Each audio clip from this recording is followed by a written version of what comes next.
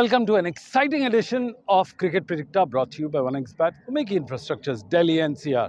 Today, we're going to talk about the vintage Dhoni. Yes, the match between Lucknow Super Giants and CSK.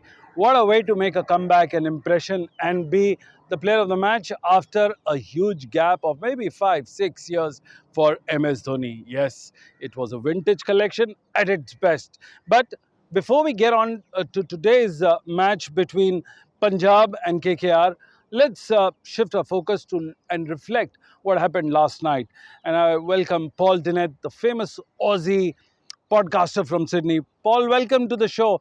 Are you happy to see CSK back, and especially Dhoni? No, I don't think so. It was a much needed win, of course, and a welcome win for all CSK fans. I just think they've left themselves with too much work to do. So they've got just the 2 wins from 7 matches. So there's 7 more matches left to go. If they were to win 6 of those, that would be 12 points plus their existing 4. That would take them to 16, and that would probably get them through to the semis. But I just think winning 6 of 7, it's too much of an ask. Also, they have the worst net run rate in the entire IPL, so that's not going to help them in the event of a tie. I suppose by definition, if they do win all those games, their net run rate would improve. I just don't think they quite have the side to go on a 6-1 run. And albeit it was a good win against Lucknow, and Lucknow have been better than I expected, I still, at the start of the season, Lucknow was my tip to kind of come bottom of the table. So as much as I'd love to, for CSK fans, say that this is the beginning of something special, I just don't think it's going to be.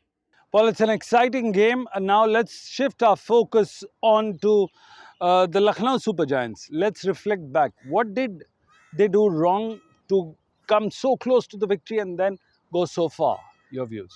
Well, I mean, everyone's saying it, and I agree with them. I don't understand why Rishabh Pant didn't give Ravi Bishnoi his 4th over. All night, spinners were dominant. Jadeja was good. Noor Ahmed went for 4 overs for 13 runs only. Digvesh Rathi was good. And then the fact that he bowled Aiden Markram 4 full overs, the part-timer, and they were good overs.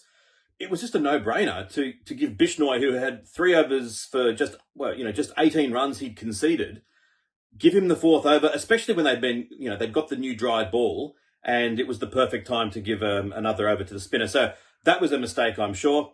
I also think that the LSG left a few runs on the table. I think Mitchell Marsh could have scored a little bit more quickly. Rishabh Pant could have scored more quickly. Ayush Badoni. And you look at Abdul Samad, who went at a strike rate of almost 200 before he got run out, and David Miller, who, only came out right in the last over and didn't get to do anything. I think when you've got players of that level of power in your side, you need to be giving them more balls to face. So I'd be wanting to get them up higher in the order. Paul, before we let you go, let's look at the detailed problem of LSG. What do they need to do? Come back from here after this loss and make their stake claim in this IPL to Pool's table? Well, despite the loss, I think LSG are so far performing better than I expected this season. They're still right in semi-final contention. So they should feel good about that. And there are even from this game, there are some positive signs. Rishabh Pant getting some runs. They weren't the fast runs that we're used to seeing from Pant, but just him getting that 60-odd should really give him a good feeling. He looked under pressure in the field, which obviously you would expect, but lots of field changes. There was the controversy around the bowling choices. The fact that they dilly-dallied so long that there was actually the penalty, the extra fielder having to be in the circle in the final over. I think they can work on that, giving him a little bit more guidance and a little bit more support so that he can feel calm. And I think for the batting, the one thing I would definitely like to see, I think that Abdul Samad is wasted batting as low as he does. He's got a strike rate of 200 so far in this season from limited opportunities. Get him up the order. And, if he comes off, then he's an absolute match winner.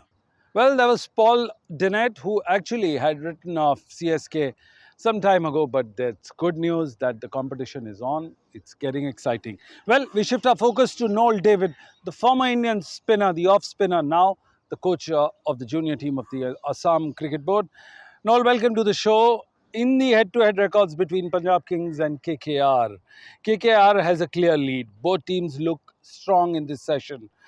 Can we expect a thrilling contest like last night? Your views. Surely, Sunil, it's going to be an electrifying match today between KKR and Punjab Super Kings. Both the team look solid. Both have a great batting side, bowling side, and they do well on the field. KKR has played 6, won 3, lost 3. Punjab has played 5, won 3, lost 2. So it's just a matter of one game difference between both of them. It all depends how they are going to use the power play when they bat, both the teams. When it comes to the bowling, which team can restrict the opposition, and it all depends how well they are going to accept the catches and field well. So I think for me, I think in this game, I think cricket will be the winner because, as I said, both look solid on paper. With Ajinkya Rahane leading the side and Shreyas Iyer, the former captain of KKR, leading the side. All are in good form, both the teams. Batsmen are equally players, which, it all depends on that day what's going to happen. We have to sit and watch because I think Punjab may have a slight advantage since they are playing on home ground with the spectators supporting the home team. But ultimately, it's going to be an electrifying game. Well, talking about Punjab and talking about Hyderabad, they had given them Punjab a very shocking defeat in the previous game. Do you think they've recovered? Punjab has recovered from the aftermath of what happened in the previous game against the Hyderabad, your team? I feel, Sunil, is that one player who comes and plays a blinder of a inning, and that day it was Abhishek Sharma who played that inning and took away the game from Punjab Super Kings. It's not that Punjab did anything wrong on that day. They bowled well, they batted well, they fielded well. It's just that, Abhishek Sharma came, played that blinder of a knock. It was a treat to watch him the way he played. It was one of that where everyone were like glued to the TV or the spectators were stunned on that day. Just imagine if that catch which was taken was called no ball, and if it was not called, so the story would have been different for Sunrisers. So I think Punjab Super Kings must have erased it by now, and they must have forgotten it. It is one of that chapter which was written by Abhishek Sharma. I think they will go with a fresh and positive attitude in this game against KKR because they know how important is the game. Punjab Super Kings is playing at home ground. They will take that advantage because they know how the wicket is going to play, and they will have the support of the spectators. There's nothing to worry, but what I feel this game is going to be, as I said, is going to be an electrifying game between two great teams who are placed 5th and 6th in the points table, just a one game difference in win matter. And I feel that we have to just sit and watch which team will display the best of the cricket to surpass the opposition. Thank you, Noel. David, we'll let you go. We'll also invite Tos Rizvi, the famous cricket writer from Maidans of Mumbai. Tos, welcome to the show. We're just talking about Punjab Kings and KKR. Very few matches have been played at the Mullanpur Stadium, but both teams batting first have had considerable success. What do you think of the chances in today's game? The team batting first or the team bowling second will win the match? Your views. The recent history shows exactly that if the team wins the toss, elects to bat first. I mean, that has been the past history, right? In the recent times, and not many matches have been played in Mullanpur. So why not, if a team wins the toss and elects to bat? You saw exactly what happened when Priyansh Arya got an opportunity to open the innings, and the way he batted, it was pure intent, it was pure class. The way this youngster batted against a senior lineup, or maybe multiple time champions Chennai Super Kings, the way he batted, he showed intent, aggression, and attacking skills, and that's how T20 cricket is played. So if you elect to bat first, and if the recent history suggests that batting first is the key to success or key to victory, then why not? Why not any other team would choose to bat first, put up a big score, put up 220 plus, get a winning total, and then restrict the team. It's not easy to chase down 200 plus totals, although we may have seen recently Punjab conceding against Sunrisers Hyderabad in a big high scoring game, but that is something rare. Abhishek Sharma's knock was a rarest of rare, I would say, but you never know. I mean, if you put up a good score, bat first and put up a good score, and then defend the total. It's easy, simple as that. Well, when Rahane was chosen as the KKR's successor, Toss, people did make a little song and dance about it, saying that, hey, he's not the right guy, playing test player, becoming a T20 captain, and that too of a team that had won the IPL the previous year.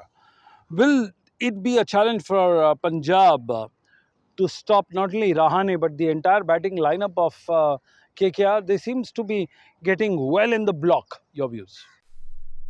Again, yeah, it's a batting track, right? Mullanpur is a beautiful batting track, and if Ajinkya Raine, kind of a batter who's been in good touch, stays longer, then it's difficult to stop him. He's a class act, and KKR lineup has been fantastic. I mean, not nevertheless, Punjab has also been good, but then their bowling is something where they lack.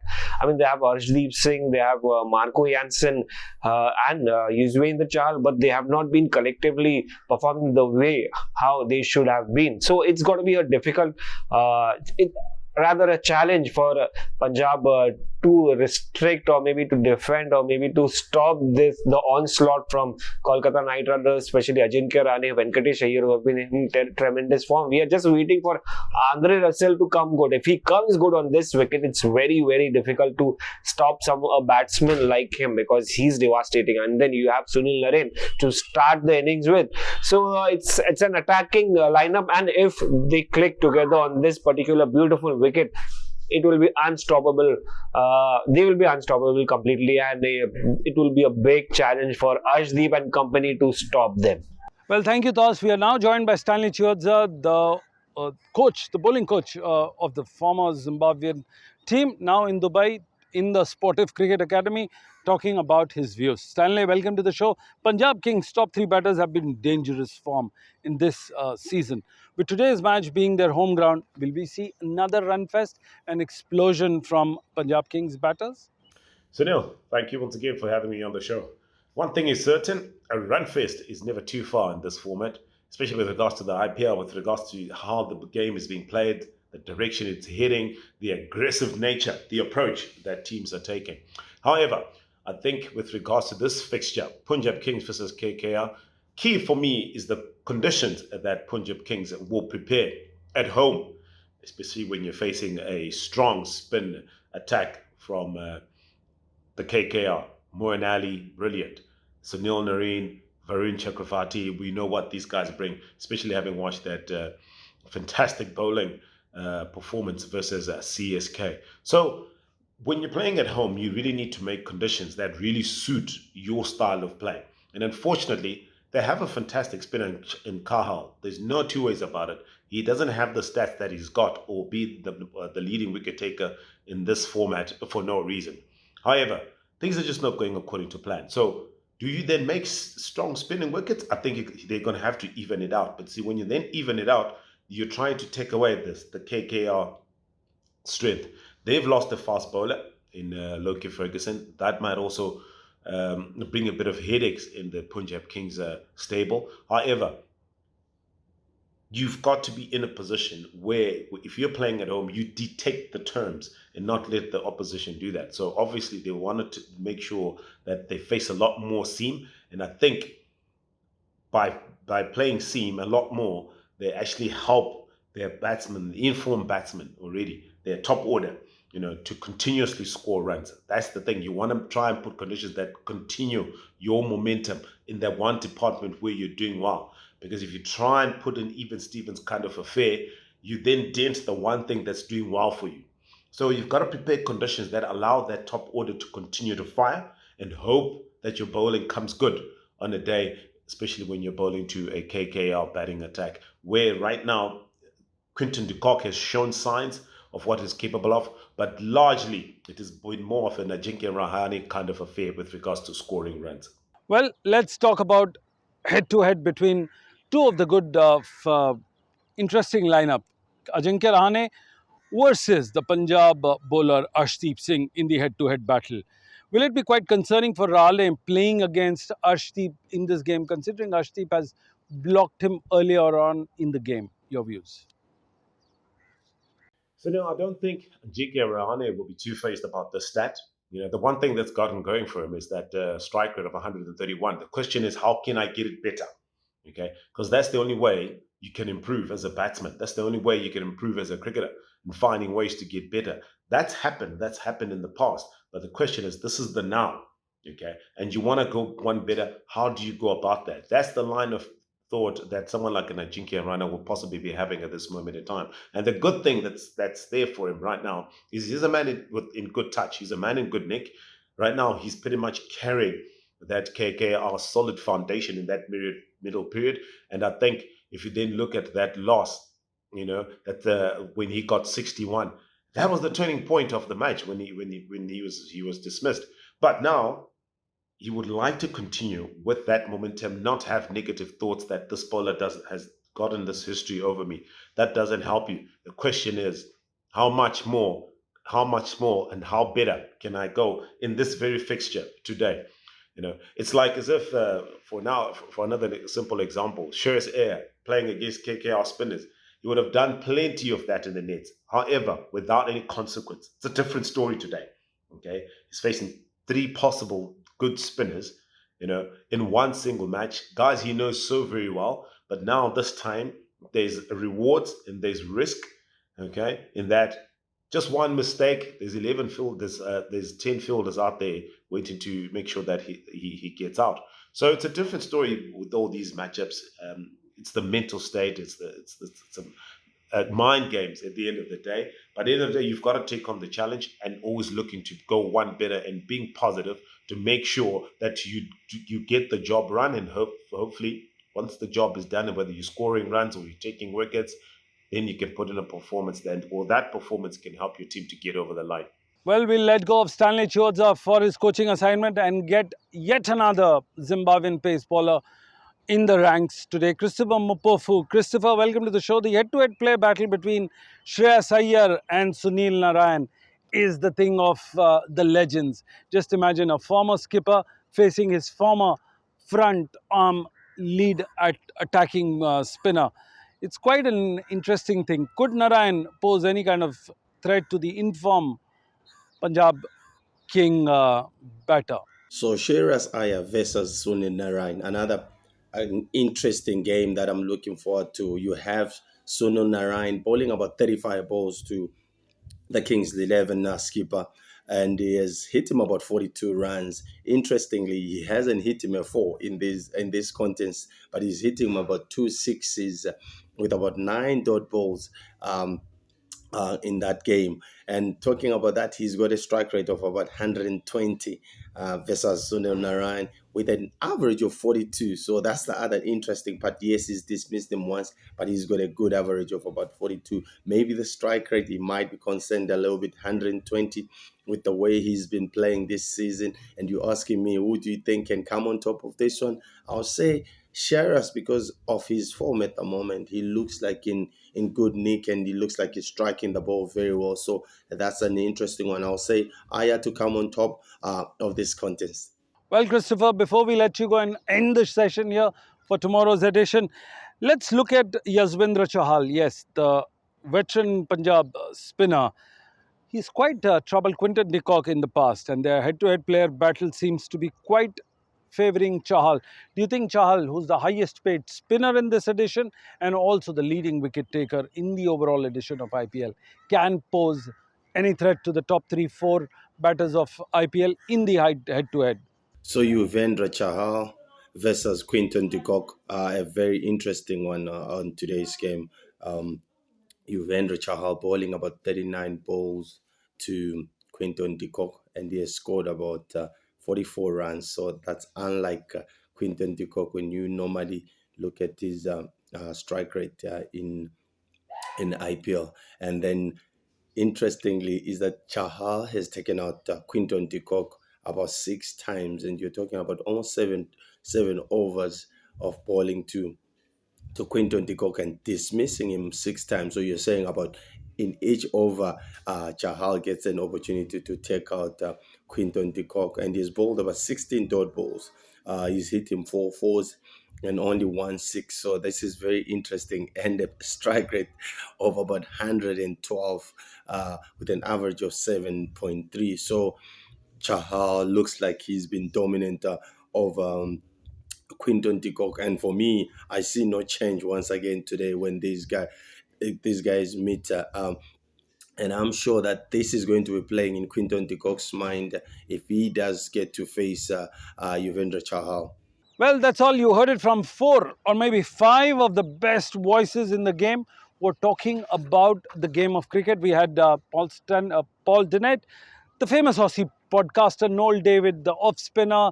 We also had Stanley Chiozza, the bowling coach, Christopher Mopofu, again, the legendary fast bowler from Zimbabwe, and Toss Resmi, talking about the perils of playing in IPL with the head-to-head comparison, the stats, the stories, the drama, and the discussion. This is Sunil Yashkalra signing off from the Marbella Resorts in Sharjah, saying adios. Don't go anywhere else. We'll be back after a short commercial break. For more such videos, subscribe to the Newsx YouTube channel, hit the bell icon.